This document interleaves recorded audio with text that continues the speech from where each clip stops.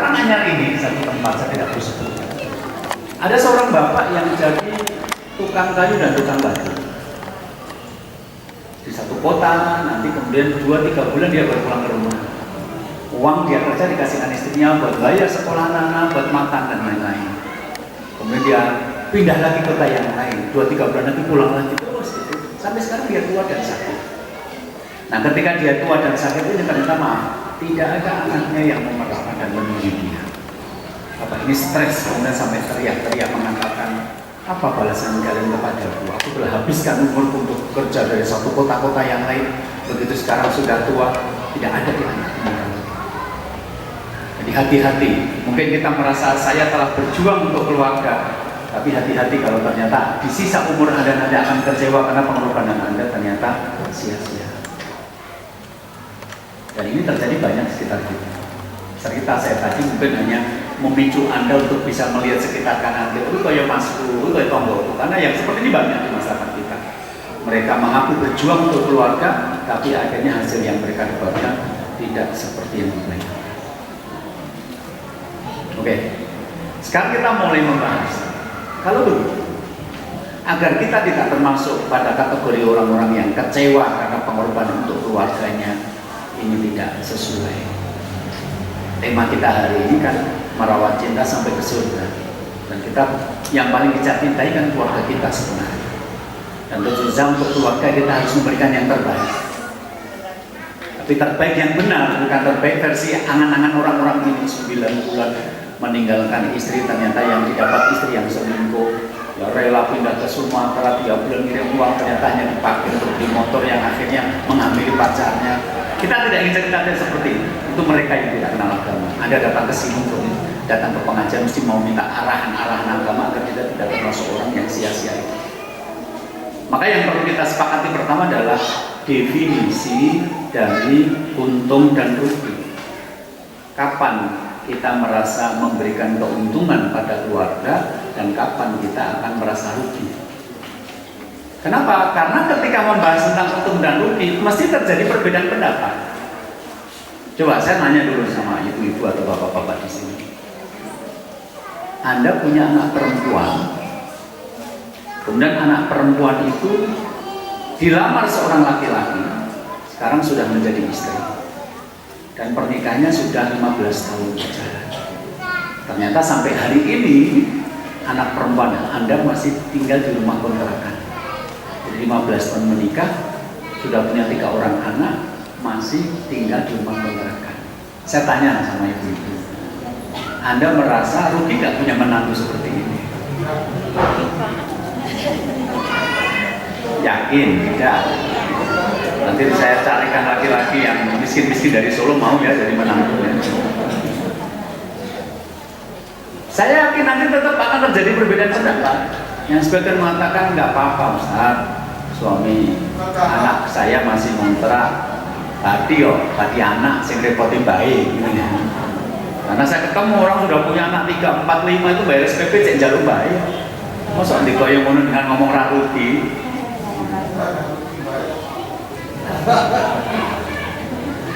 Tapi saya yakin di antara Anda juga ada yang merasa kecewa kalau punya suami seperti ini. Kecewanya mungkin kalau suami termasuk tipikal orang yang tidak bertanggung jawab dalam mencari nafkah. Mentang-mentang istrinya rela dikontrakkan, terus dia mungkin sak geleme dhewe untuk 20.000 kayak bojone 20.000 ora kerja, gitu ya. Lo kapan bangun rumah ini? Sementara kewajiban laki-laki menempatkan istri pada tempat-tempat yang baik. Saya yakin berbeda pendapat. Yang bilang tidak itu karena dia bersuara paling keras gitu loh. Itu bukan berarti yang lain setuju dengan dia, bukan. Enggak, mesti ada yang bilang ya belum ya punya menantu dia bisa membangunkan rumah itu ya. Saya juga tidak bikin rumah yang mewah-mewah kok. Rumah sederhana juga apa-apa, tapi ternyata dia sampai hari cuma ngontrak padahal orangnya juga malas bekerja. Ya saya kecewa punya menantu seperti itu. Saya yakin juga ada sih. Itu untuk menunjukkan bahwa sebenarnya dalam hal soal untung dan rugi kita berbeda. Ini cerita pertama. Sekarang mau saya cerita kedua. Saya pernah didatangi seorang ibu yang statusnya janda, kemudian dinikahi oleh seorang duda. Sudah 2 tahun. Selama 2 tahun itu, ibu ini cerita, Ustaz, saya selama 2 tahun itu belum pernah diberi nafkah oleh suami saya. Jadi saya tidak keberatan karena suami saya tidak menafkahi saya. Kalau suami saya pergi keluar kota naik mobil, itu mobil saya. Bahkan sebelum pergi keluar kota dia minta saya untuk beli bensin, itu kepada saya, Ustaz. Nanti kalau kami pergi keluar kota, kemudian kecapean, kemudian nginep di hotel, saya yang bayar. Nanti kalau kita pergi keluar kota, terus kemudian mampir di restoran untuk makan, saya yang bayar. Itu 2 tahun seperti itu, Ustaz. Saya tidak keberatan. Kenapa itu tidak keberatan? Alhamdulillah rezeki saya lancar. Kenapa? Ibu kerja apa? Punya rezeki lancar, punya uang banyak. Saya salah satu juragan di Klewer. Gak usah dicari, orangnya banyak di Klewer itu. Pedagang-pedagang di Klewer itu lebih dari 1.000 orang, gak usah dicari, yakin aja. Terus kenapa ibu datang ke sini? Padahal ibu tidak keberatan punya suami seperti itu. Saya tidak keberatan suami saya tidak ngasih uang belanja kepada saya, tetapi saya marah ketika suami meminta uang kepada saya untuk diberikan kepada mantan istrinya. Jadi dia minta uang kepada saya, tapi bukan untuk dia, tapi dia mau kasihkan kepada mantan istrinya. Nah, waktu itu saya marah, saya bilang, ya orang ngomong mas, nek orang belanja aku ya orang masalah, cek boleh duit. Nek gue jangan duit, tapi gue kayak mantanmu, Allah teman dari wong lanang. Orang ngono, saya nggak mau kalau itu sangat. Nah, saya merasa punya suami seperti ini, Ustaz. Itu saya kesini untuk konsultasi. Kok saya merasa rugi 2 tahun dibeginikan, apalagi selama 2 tahun ini belum punya surat nikah resmi. Kami kemarin nikahnya nikah siri. Kenapa saya kesini? Karena tetangga-tetangga saya mengatakan bahwa saya beruntung punya suami seperti dia. Berarti loh Mbak, gue dibujuk koyong. Loh kenapa tetangga-tetangga menyebut Anda beruntung punya suami seperti itu? Karena suami saya itu takmir masjid. Jadi di mata tetangga saya, suami saya itu orang soleh, imami sholat, adzan, qomat, khutbah Jumat, kultum. Jadi kalau nanti membahas tentang tanda-tanda akhir zaman, masa akhir zaman di bojo soleh kaya ora trimo. Jadi menurut tetangga saya beruntung punya suami seperti itu. Saya sendiri merasa rugi punya suami seperti ini. Maka saya datang ke sini, Pak Ustadz, sebenarnya saya untung atau rugi sih? Coba saya tanya sama Bapak, sama Ibu di sini, nek jenengan menjadi istri yang seperti itu, ya, kira-kira dengan merasa untung atau rugi? Ya iyalah, orang punya istri yang punya uang masuk merasa rugi. Tapi kan istrinya bilang rugi, ibu bilang kurnya rugi kok gitu. Nah ngapain punya suami, raiso blonjo, malah perempuan yang suruh kerja, ya jelas rugi toh.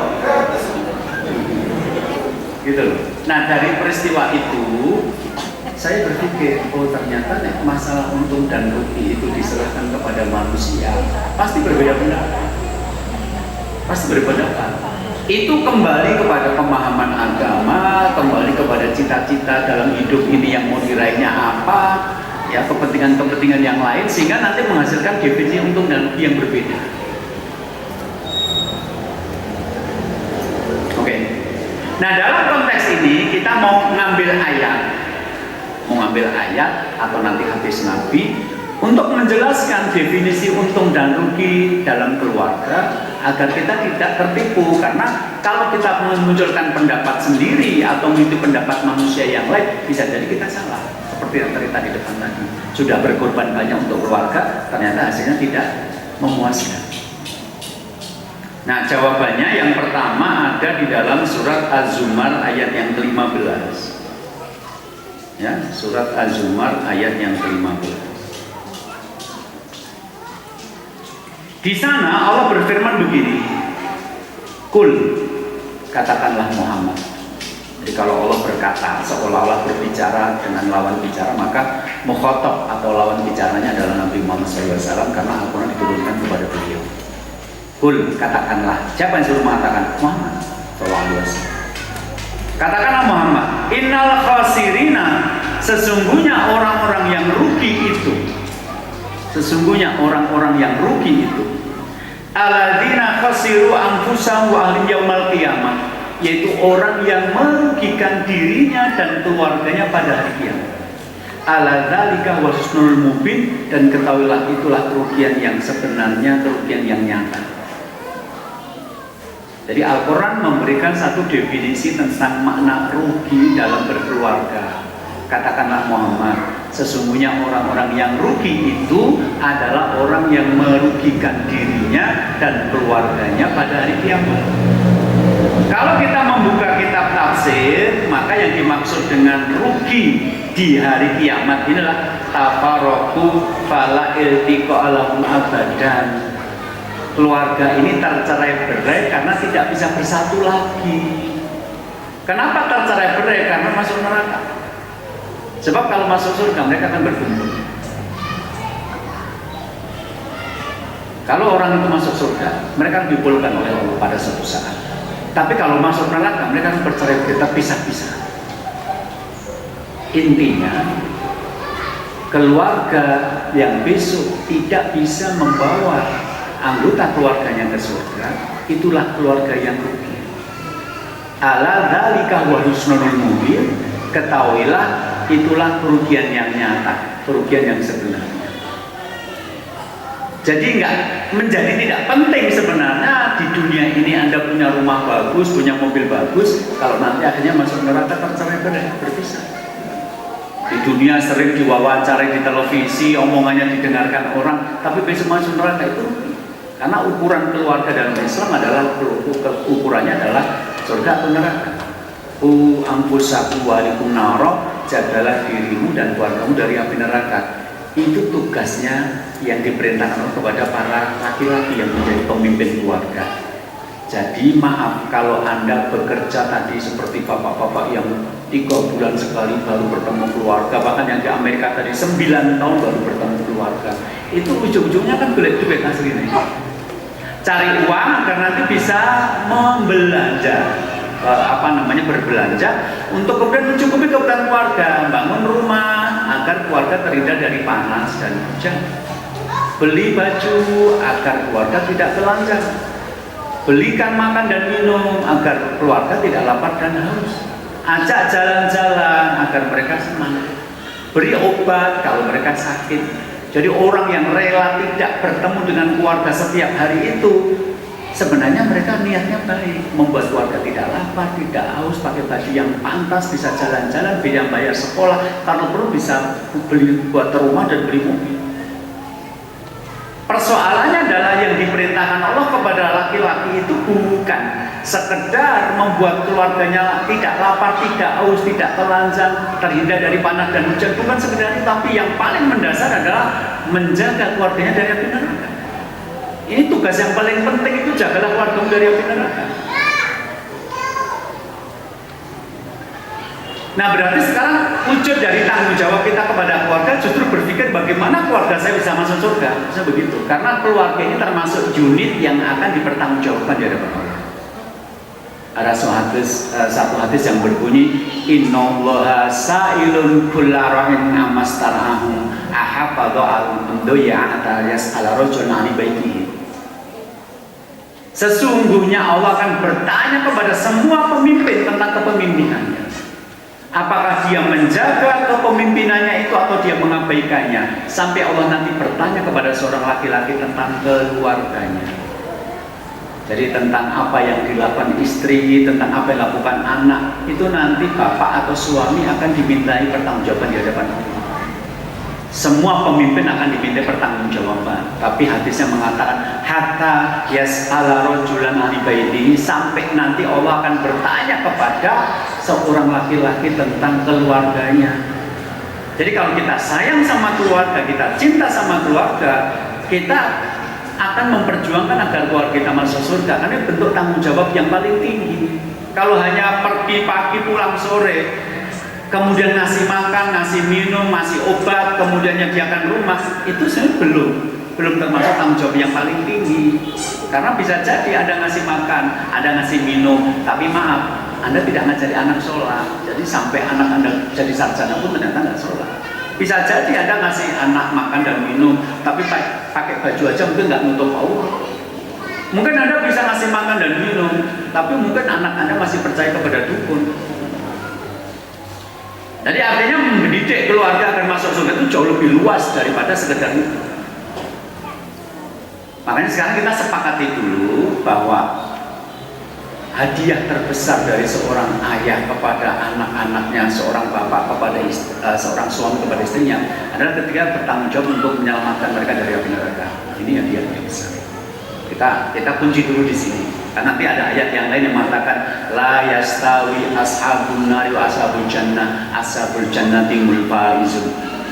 Ora padha menungso sing dadi penghuni neraka dengan menjadi penghuni surga itu tidak sama. Orang menjadi penghuni surga itulah humul faizun. Mereka lah orang yang benar-benar beruntung. Jadi kalau dalam konteks ayat Quran, rugi adalah ketika merugikan keluarganya pada hari kiamat, tidak mampu menyelamatkan dari api neraka. Sedangkan untung itu adalah ketika bisa membawa ke surga. Ya, tidak sama orang yang menjadi penghuni neraka dengan menjadi penghuni surga. Orang yang menjadi penghuni surga itulah orang-orang yang benar-benar beruntung. Jadi rugi dan untung itu sudah dijelaskan dalam Al-Quran. Untung ketika kamu bisa membawa keluargamu ke surga, rugi kalau kamu tidak bisa meninggalkan keluargamu dari api neraka. Nah ini kita kunci dulu. Sekarang kita buka surat Al-Mulk ayat yang ke-10. Ketika Allah berfirman begini, Lau kunna nasma'u au naqilu ma kunna fi ashabis sa'ir. Penduduk neraka itu berkata, lau seandainya kunna dulu waktu di dunia kami nasma'u au naqilu mau mendengar dan mau berpikir ma kunna fi ashabis sa'ir, tentulah kami tidak menjadi penghuni neraka sa'ir. Umpamane nek benono ngalam dunya kuwi aku gelem ngrungokke lan gelem mikir ora bakal aku dadi penduduk neraka. Ayat ini menunjukkan bahwa dua hal yang paling besar menyebabkan orang hanya masuk neraka. Apa? Tidak mau mendengar, tidak mau berpikir. Sekarang saya mau nanya, berapa banyak laki-laki yang melamar perempuan menjadi istrinya yang pernah mendengar ayat berbunyi ku anfusakum wa alaikum naro, jagalah diri dan keluargamu dari api neraka. Saya menemukan banyak orang-orang di kampung-kampung itu laki-laki melamar perempuan. Begitu mereka mengadakan acara walimahan mantenan, ya, bukan mengundang tausiah ustaz untuk mengingatkan tanggung jawab pernikahan, bukan, tapi acaranya campur sari. Sing lagune wis saru. Tali kota, rondo kempling, itu kan judulnya wes saru, kok apalagi isinya? Kok ben dikandani? Ben? Geng? Gitu. Setelah mereka mengikuti acara walimahan seperti ini, kemudian pindah keluar Jawa, merantau, masuk ke perkebunan. Laki-laki ini belum pernah mendengar dalam hidupnya tentang tugas dia sebagai seorang suami menjaga keluarga dari api neraka. Yang dia dengar lagu-lagu campur sari, dangdutan dan macam-macam. Habis itu pergi keluar Jawa, masuk ke perkebunan. Maka dia sebagai seorang laki-laki merasa sudah menjadi suami yang baik dan bapak yang baik kalau dia bekerja keras. Hasil perkebunannya kemudian dijual, dapat uang, rumahnya dibaguskan karena rumah yang dari pemerintah itu cuma rumah-rumah papan. Setelah itu nanti dia bisa beli mobil. Kalau hari akad jalan-jalan sama keluarganya ke kota, dia merasa sudah belikan baju bagus, sudah makan enak, rumahnya juga sudah bagus. Ya udah, dia merasa saya suami bertanggung jawab, saya bapak bertanggung jawab. Kenapa? Dia belum pernah mendengar nih ayat mengatakan jagalah keluargamu dari api neraka. Sesungguhnya orang yang rugi adalah orang yang merugikan keluarganya pada hari kiamat. Enggak. Jadi maka kalimatnya laukuna nasma'u, seandainya di dunia dulu kami pernah mendengar. Berarti nanti ada orang-orang yang seumur hidup nggak pernah mendengar ayat-ayat seperti ini. Karena dia tidak pernah mendengar ayat seperti ini, dia merasa sudah menjadi suami yang baik, sudah menjadi bapak yang baik ketika dia mencukupi kebutuhan-kebutuhan yang saya sebutkan tadi, sandang, pangan, papan, obat-obatan. Kalau dia mendengar ayat-ayat ini, oh ternyata tanggung jawab saya membuat keluarga saya aman dari siksaan abadi. Kenapa siksaan abadi? Karena yang namanya lapar haus itu siksaannya kadang-kadang cuma pagi sampai sore, namanya puasa. Kalau sore buka sudah selesai. Kita nggak punya baju yang pantas untuk pergi ke acara-acara mantenan, tapi kalau kita di rumah kan tetap saja kita masih pakai baju. Cuma mungkin kita tidak berangkat jauh. Kalau mungkin kita tidak bersempat punya uang untuk pergi ke tempat-tempat wisata, kita keluar sebentar lihat sawah-sawah itu juga pemandangannya masih indah. Itu siksaan-siksaan karena sakit, karena lapar, karena haus, itu tidak abadi, cuma sebentar. Seandainya seumur hidup dia menderita, paling juga tidak lama mati kelaparan. Nggak sampai berpuluh-puluh tahun, nggak mungkin orang mati umur 60 itu lapar sepanjang hidupnya selama 60 tahun, nggak mungkin. Karena orang kalau lapar nggak makan minum itu berapa hari juga sudah mati. Itu siksaannya di situ. Tapi kalau siksaan surga, siksaan neraka ini adalah siksaan yang sifatnya abadi. Kalau sampai kita gagal membawa keluarga ke surga, itu selamanya.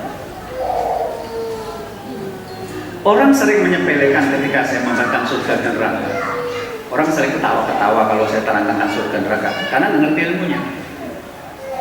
Coba, kenapa menjadi penting bagi kita membahas bagaimana keluarga kita bisa kita perjuangkan masuk surga? Karena Rasul menjelaskan begini, madunya fil akhirah, dunia itu dibandingkan akhirat itu nggak sebanding.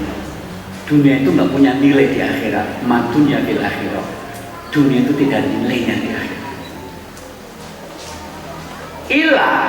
Kecuali, jadi kalau Anda ingin membayangkan seperti apa perbandingan antara dunia dan akhirat, Rasulullah mengatakan mithlu ma yaj'al ahadun isma'il falyanzur bimada yarji.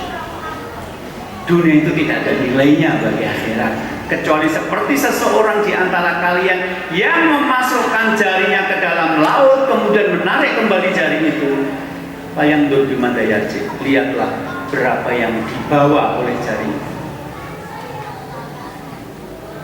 Saya mempraktekkan dengan air ini kira-kira 300 ml. Kira-kira 300 ml. Kemudian saya memasukkan jari saya ke sini, kemudian saya ambil. Iya. Hanya sekitar 4-5 tetes. 4-5 tetes. Kemudian ini saya tutup. Ada orang yang baru datang, itu kemudian saya berikan ini kepada dia. Dia akan menganggap ini belum berkurang. Jadi, Anda sudah lihat, dia berkurang tuh 4-5 tetes sebenarnya. Tapi ini seolah-olah tidak berkurang. Karena apa? Karena cuma 4-5 tetes. Padahal ini cuma 300 mili. Bayangkan Rasul mengatakan tanganmu, jarimu kamu masukkan ke laut, kemudian kamu ambil, yang ikut jarimu adalah dunia, laut sisanya itu akhirat. Nah kebayang, wong yang satu gelas aja seolah-olah ini tidak berkurang, bagaimana dengan lautan? Yang ikut di jarimu 4-5 tetes itu adalah dunia ini. Sementara sisanya lautan yang luas itu adalah akhirat. Anda bisa bayangkan. Jadi kalau orang tidak mau diajak bicara tentang selamatkan keluargamu dari api neraka, ayo bersama-sama berkomitmen masuk surga. Itu orang nggak punya ilmu. Dia menyombongkan harta dunia yang mungkin hanya 10-20 tahun. Kenapa 10-20 tahun? Karena umur umat Islam itu cuma 60-70. Amal umat imma baina sittin wa sab'in. Umat Islam itu umurnya cuma antara 60-70. Wa aqallu man yajuzu dzalika, yang lebih dari 70 itu cuma sedikit jumlahnya. Bonus. Jadi kalau jenengan jadi ketua RT atau ketua RW atau kepala desa, coba nanti Anda hitung penduduk Anda yang umurnya di atas 70 tahun itu berapa? Enggak sampai 100. Enggak sampai 100 orang. Nah, sementara kita sekolah saja lulusnya sudah umur 23 tahun, 22 tahun. Oke, habis itu kita kerja, mungkin juga yang bekerja tidak langsung diterima, mungkin training dulu. Yang usaha juga nggak langsung berhasil, mungkin memulai usaha dulu. Nanti bisa nanya sama yang punya Getuk Semar, dulu mulai bikin sampai sekarang itu berapa tahun bisa jadi usaha yang lancar. Begitu kita ternyata sudah mapan, taruhlah di umur 30 tahun, nanti umur 40 tahun berarti kan cuma 10 tahun, umur 50 tahun berarti kan cuma 20 tahun, umur 50 ke atas kita sudah kena penyakit. Ketika kita sudah punya penyakit itu semangat yang dunia wis ora penak. Rotok, kok yang legi wis wedi kenang diabetes. Kok kayak asine rotok kasine wis wedi kenang darah tinggi gitu loh. Kok yang gurih nanti kenang kolesterol. Dijak piknik wis ora penak, dijak piknik yang pantai. Nanti dengan jalan-jalan di atas pasir itu berat, akhirnya cuma pipis yang pojok. Terus ngombe es tegar baru mulai. Nek yang Tawang Mangu, yang Grojogan Sewu iso midun ra iso munggah, nek saya kenal munggah. Jadi umurku pengen 20 tahun maksimal. Padahal ada yang sampai 40 tahun belum punya rumah, ada yang sampai 50 tahun belum punya rumah juga ada. Jadi cuma sebentar dunia ini, sementara akhirnya seperti itulah. Anda nggak mau berpikir, berarti memang bukan level kita beda frekuensi. Karena di beberapa tempat kita ngomong surga neraka itu diguyur. Gitu loh. Jadi perbandingannya seperti itu. Kalau Anda memasukkan jari Anda ke laut kemudian Anda narik, maka yang ikut jari Anda paling lebih pandai aja. Lihat berapa yang ikut di jari itu dunia, sisanya laut, akhirat. Nah kalau saya praktekkan dengan air segini saja itu seperti tidak berkurang, bagaimana dengan laut? Makanya nanti ada satu kisah orang yang di dunia paling nikmat, di dunianya paling nikmat, itu dicelupkan ke neraka satu celupan. Kemudian Allah bertanya kepada dia, apakah kamu pernah merasakan kenikmatan? Apakah kamu pernah melihat sebuah keindahan? Dia bersumpah, demi Allah saya belum pernah. Setelah itu dicelupkan satu celupan ke surga orang yang di dunianya paling menderita. Kemudian ditanyakan kepadanya, apakah kamu pernah merasakan penderitaan? Apakah kamu pernah melihat kesulitan? Demi Allah belum pernah. Bagaimana menalar informasi ini? Nikmat seumur hidup dicelupkan neraka satu celupan, hilang dan lupa rasanya. Sehidupnya menderita seumur hidup, begitu dimasukkan ke surga satu celupan, hilang rasa penderitaannya. Karena tadi perbandingannya cuma 2-3 tetes dibanding dengan lautan sisanya. Maka orang yang cerdas, orang yang berpikir tentang di akhirat besok, bukan cuma di sini, ini cuma sebentar. Nah tadi ayatnya mengatakan laupuna nasma'u, seandainya saya dulu bisa mendengar. Jadi datanglah ke pengajian, dengarkan ayat-ayat Quran dibacakan, hadis-hadis dibacakan. Karena ada orang yang agamanya Islam dari bayi sampai mati, itu mungkin dengar ayat-ayat itu jarang. Nah zaman saya dulu waktu kecil dengarkan bacaan Quran itu nek kok mati apa Jumatan gitu. Dia nek turun ngaji itu, mati sopo ya? Itu zaman kita kecil dulu. Nek ramono apa ki dino Jumat ya gitu loh Pak. Karena zaman kita kecil yang namanya murotal atau ngaji itu cuma diperdengarkan kalau nggak ada, kalau bukan hari Jumat ya kalau ada orang kematian. Padahal sekarang kita pengennya setiap hari mendengar itu. Karena buktinya tadi ketika dibacakan Ustaz Wanto kita juga merasa tenang kok di hati. Syukur-syukur kalau bukan cuma bacaannya kita dengar, tapi artinya kita pahami, dengarkan. Karena tidak mendengar itu salah satu yang menyebabkan orang masuk neraka. Nasma, au naqil atau berpikir. Jadi selain mendengar, yang membuat orang masuk neraka apa tidak mau berpikir. Berapa di antara bapak-bapak dan ibu di sini yang nanti begitu sampai di rumah ngeteh bareng sambil ngomong, yo dik yo, ternyata umurnya adik itu wis bonus yo kandane Pak Ustaz Paus 71. Kayak bonus iki tak arep tambah pirang tahun kas. Berarti adik itu wis lampu merah.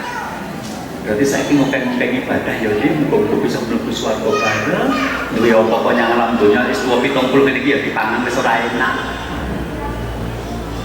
Berapa banyak di antara kita yang begitu mendengarkan pengajian intinya selamatkan keluarga dari api neraka, begitu sampai rumah betul-betul membahas agar rumah tangga ini betul-betul berjalan menuju surga. Berapa?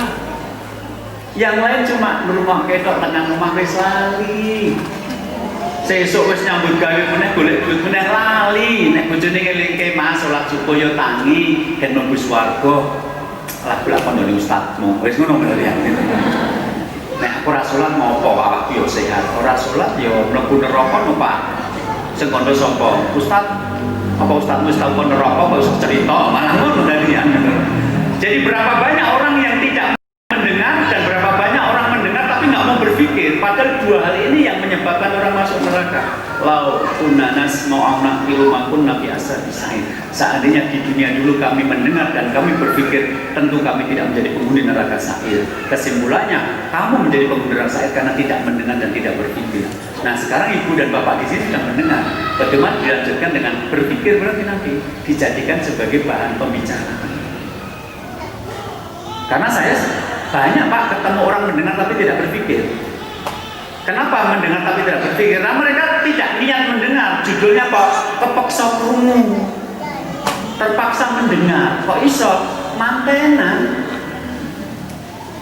Yang manten Pak RT, Pak RT-nya ikut ngaji.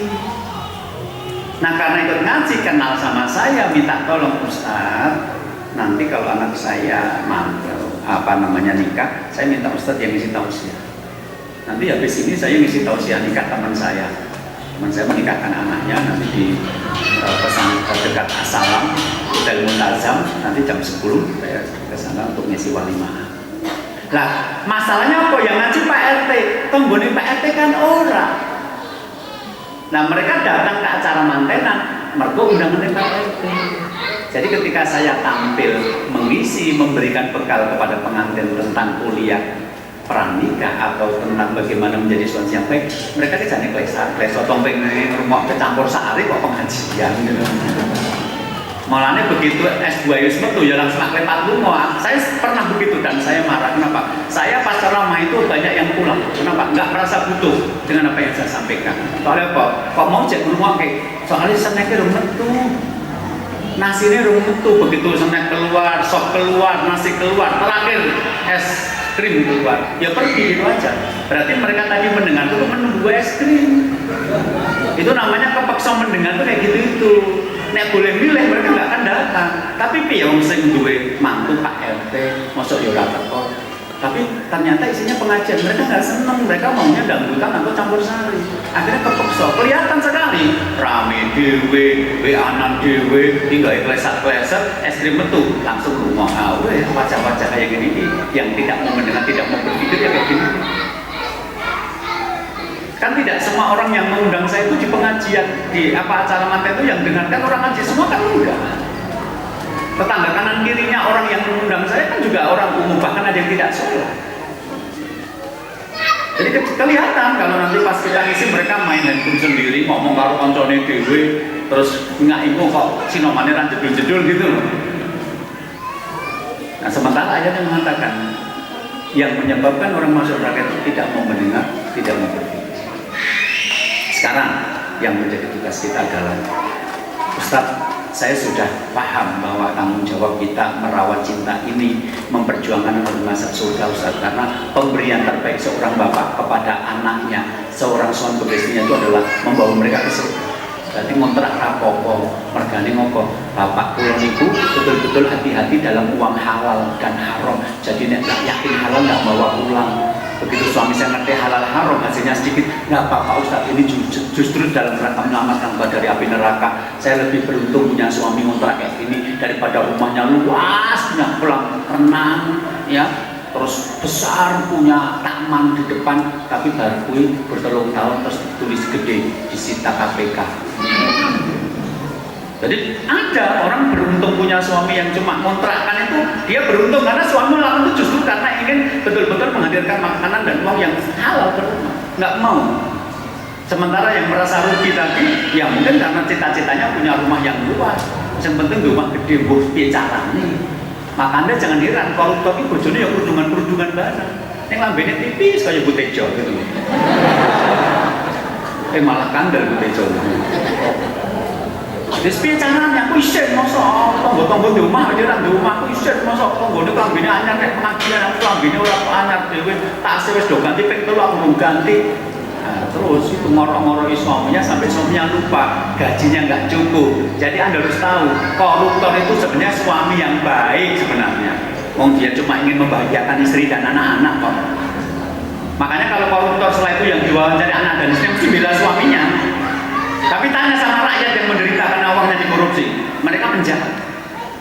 Jadi dalam hal koruptor pun ada yang merasa beruntung, ya bojone katanya beruntung gara-gara korupsi saya sekolahnya luar negeri, gara-gara korupsi saya bangun rumah HP. Gitu.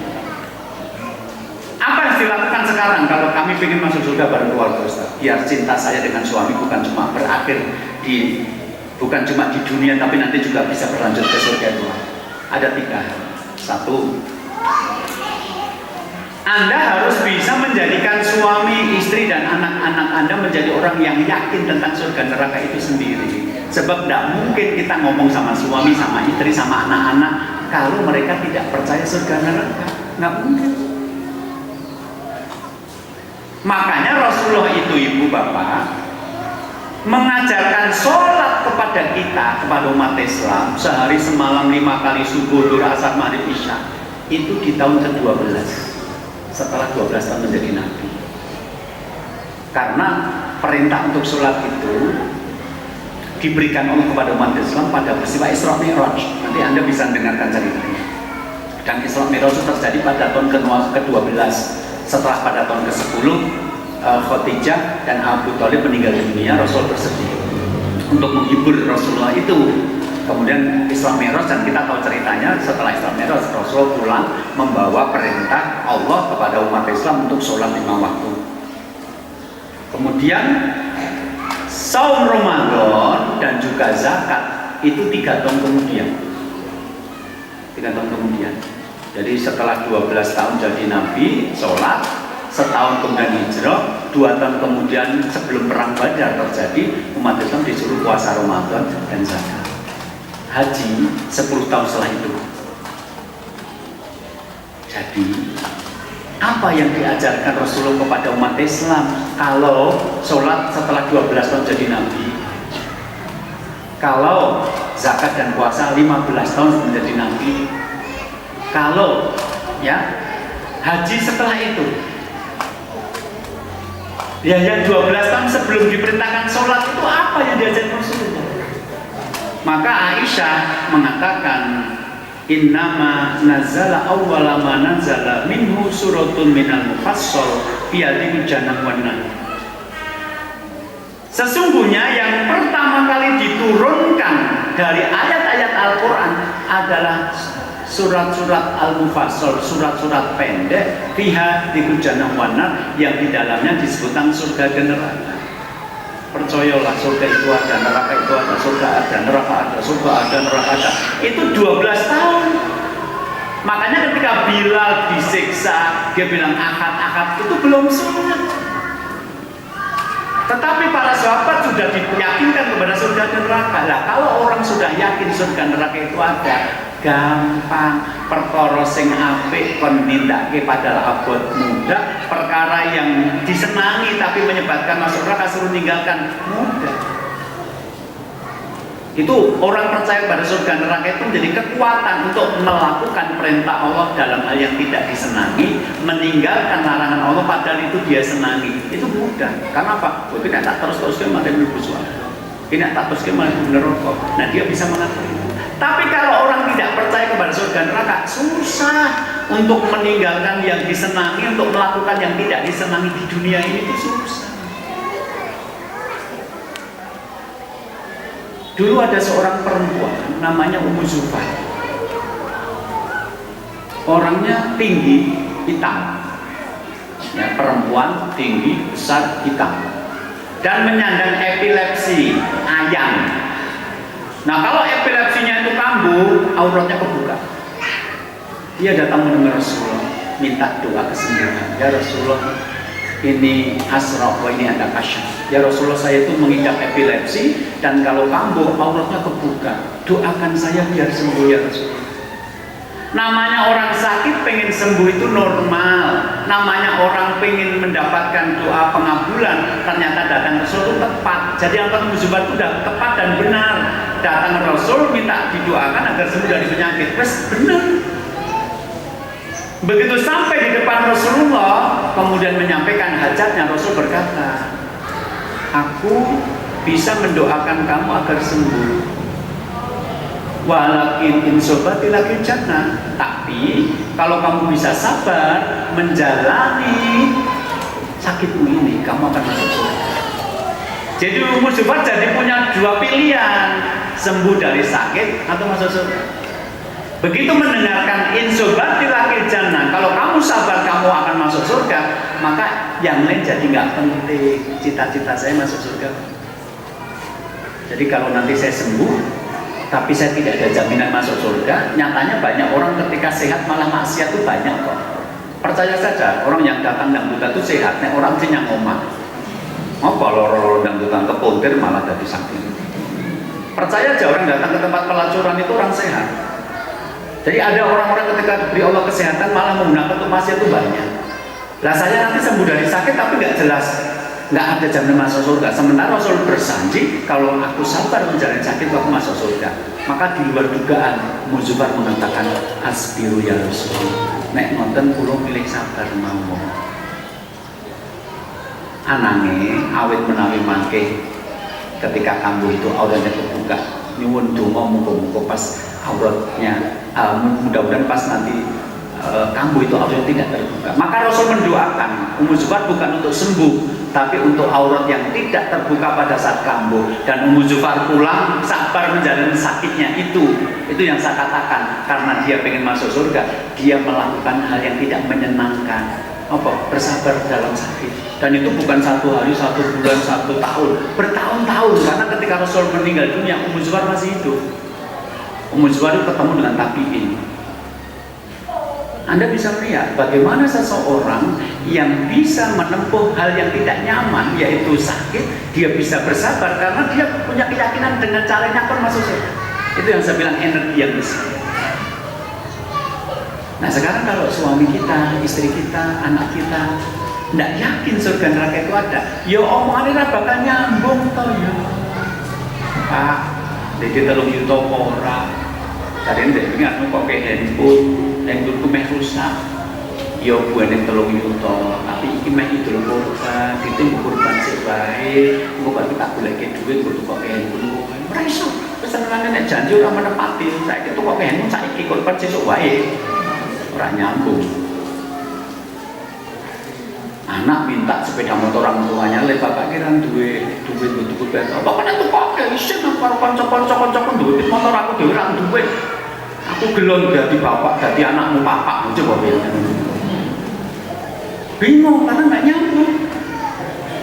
Sedangkan keyakinan kepada surga neraka itu yang membuat anak-anaknya Umar bin Abdul Aziz berani tidak pakai baju baru pada bulan Syawal. Jadi waktu itu Umar bin Abdul Aziz menemukan anak perempuannya sedang menangis. Nopo tondo kok nangis? Jenenge bapak duwe anak wedok nangis niku rasane piye to? Kenapa kamu menangis? Bapak, teman-temanku sudah punya baju baru untuk lebaran, sedangkan aku putra khalifah tidak punya baju baru.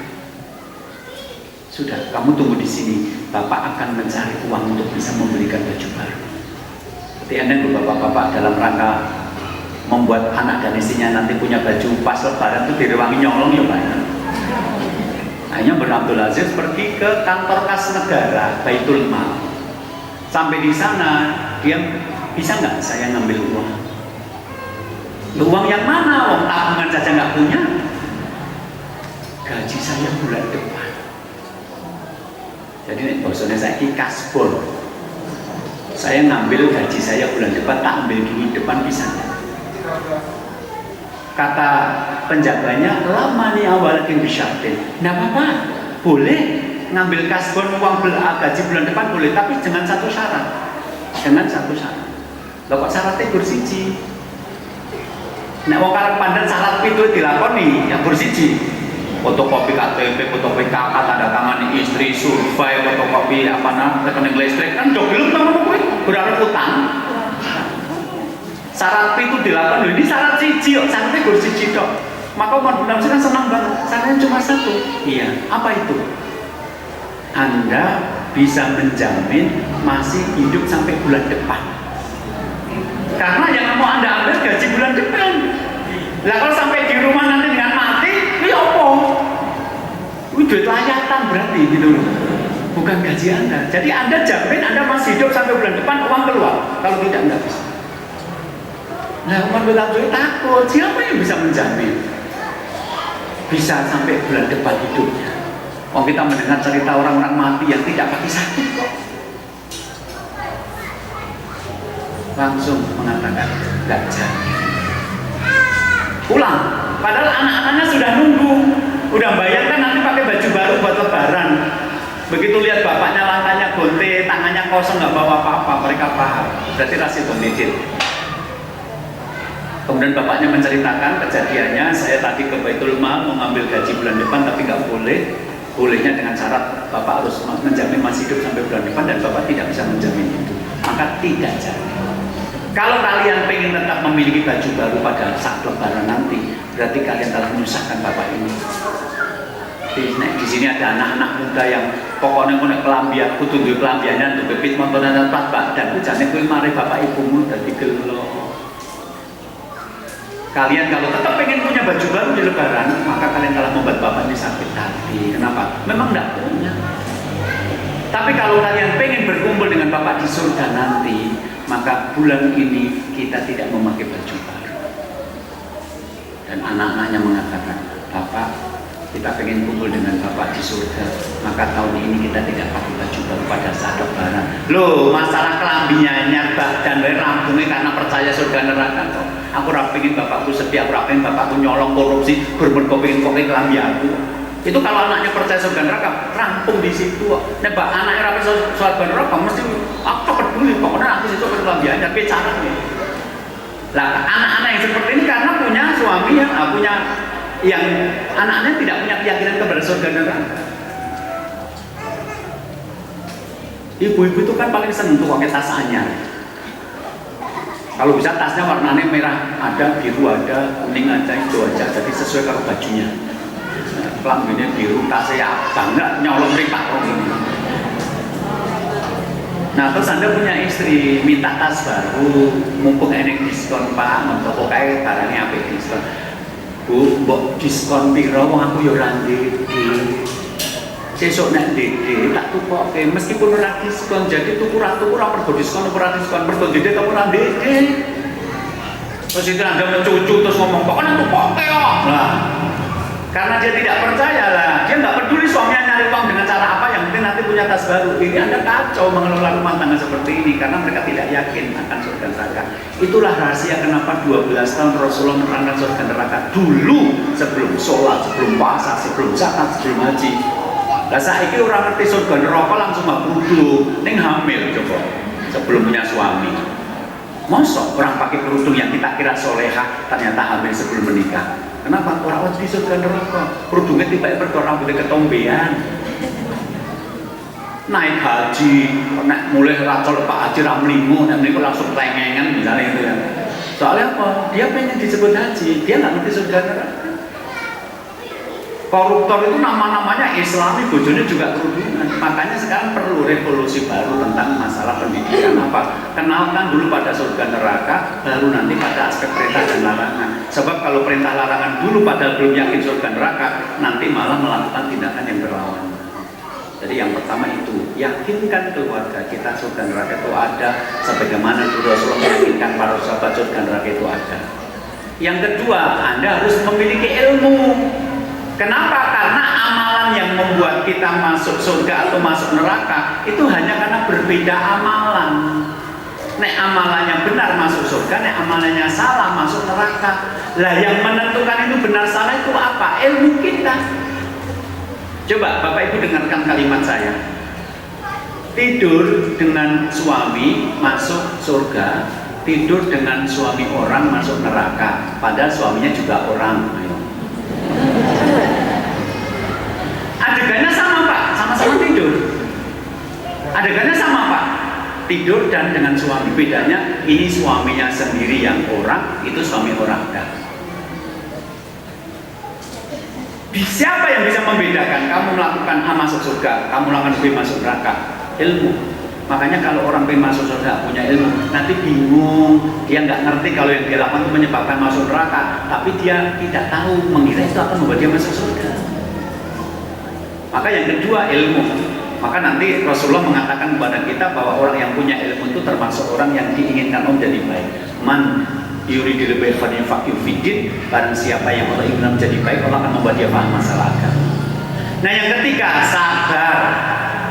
Sebagaimana firman Allah dalam surat Ar-Ra'd ayat yang ke-23, ketika para malaikat masuk ke dalam surga, kemudian berkata kepada penduduk surga, salamun bima sobatum, salamun alaikum bima sobatum, bani mau kepada, selamat, kalian telah masuk surga karena kesabaran kalian dulu. Ya, inilah sebaik-baik tempat kembali. Jadi disitu disebutkan bahwa salamun alaikum bima sobatum. Nanti para malaikat masuk ke dalam surga, kemudian mengatakan kepada mereka, assalamualaikum, selamat kalian masuk surga karena kesabaran kalian. Ini menunjukkan bahwa orang yang masuk surga itu karena dunianya menjadi orang sabar. Jangan pagi-pagi datang pengajian, kemudian mungkin diloke karena tetangganya ternyata senang atau pipitan. Wongnya kok penting sehat adane. Ya, Anda nanti misalnya punya uang, ikut korban di loke, ini eneng anu lho jeng, eneng handphonenya, masa ya orang melu-melu handphonenya, ora aku tak melu korban, itu nanti mungkin dikomentari apa, gitu kan? Terus begitu, itu kalau dengan tidak sabar, bisa. Bukan hanya sabar karena pilihan kita tidak populer, tapi juga sabar karena seringkali orang-orang yang melakukan kejahatan belum dihukum oleh Allah. Anda punya tetangga, orangnya preman, ya, nyalon kepala desa, calonnya loro, preman kuwi karo jamaah masjid. Jamaah masjid berarti insya Allah orang soleh, baca Qurannya rutin, ini orang dikit. Nah, begitu pilihan kepala desa, sing menang sing preman kuwi. Yang nanti nek ra sabar kan dadi nyatane ora kudu dadi wong apik supaya kepilih dari kepala desa itu. Itu nek tidak sabar, rasa melu pengajian, nyatane oleh pengajian marah kok kepilih. Malah dari wong buta sekalian. Ada loh beberapa bupati di Indonesia ini yang ternyata mantan preman. Kenapa menang? Duitnya oke. Nah, kalau Anda tidak sabar melihat seperti ini, Anda akan tergoda kepada dunia. Maka salah satu yang membuat kita masuk surga adalah kita sabar. Salamun alaikum bima sobatum.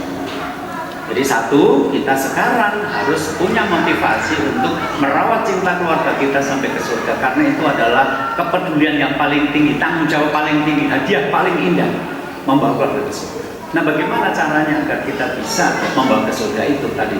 Yang pertama, Anda harus punya keyakinan surga itu ada seluruh anggota keluarga Anda. Yang kedua, Anda harus punya ilmu yang cukup agar pilihan-pilihan amalan yang kita lakukan itu tidak salah. Nah, yang ketiga, jadilah orang-orang yang punya kesabaran. Kalau menjadi orang baik itu nanti Anda sendirian, tidak populer, tidak banyak orang yang melakukan kebaikan seperti Anda dikomentari dengan kalimat-kalimat yang membuat merah telinga.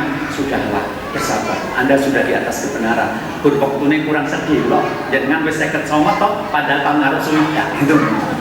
Sudah tinggal setahun di kuat-kuatin itu aja. Daripada nanti malah salah jalan menjelang akhir-akhir kata sosial kita. Dan terus berdoa kepada Allah, mudah-mudahan kita diberi husnul khotimah insyaallah. Bapak Ibu yang dimuliakan Allah, ini materi kita pada kesempatan pagi hari ini. Jadi bagaimana merawat cinta kepada keluarga, mencintai keluarga itu dengan cinta yang berilmu. Cinta berilmu itu cinta yang mahmudah, cinta yang terpuji, cinta yang membawa pelakunya masuk surga. Bukan cinta yang matmumah. Cinta orang bodoh itu matmumah, tercela. Belum jadi suami istri mau diajak tidur bareng, alasannya cinta itu cinta yang bodoh. Gara-gara punya pacar sekarang berani bantah orang tua, itu cinta bodoh. Termasuk gara-gara orang pacar sekarang malah pindah agama karena cinta, itu cinta bodoh. Dan cinta yang membuat kita masuk neraka itu namanya cinta yang tercela karena bodoh. Maka kita sekarang cinta yang kita rawat dalam keluarga, cinta yang terpuji, cinta yang berilmu, yaitu cinta yang menyelamatkan kita dari api neraka, membawa kita masuk.